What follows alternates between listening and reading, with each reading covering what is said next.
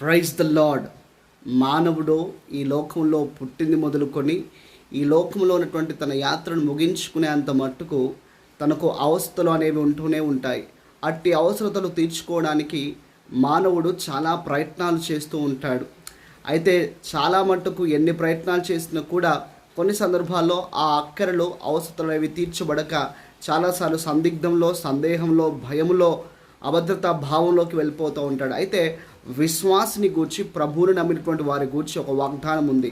ఆ వాగ్దానం ఏంటి అని మనం ఆలోచన చేసినట్టయితే, కాగా క్రీస్తు యేసు మహిమైశ్వర్యంలో మీ ప్రతి అవసరము తీర్చబడుతుంది అని వాక్యం అంటుంది. ఫిలిప్పి 4:19 ఈ మాట ఉంది. కాబట్టి ఉదయకాల సమయం ఈ మాటలు వింటుండగా, అయ్యో నా అవసరతలు ఎలా తీర్చబడతాయి, నా అక్కర్లు ఎలా తీర్చబడతాయి అనే సందిగ్ధంలో నువ్వు ఉన్నట్టయితే, నీ అవసరతలు తీర్చేటువంటి దేవుడు ఒక ఉన్నాడు.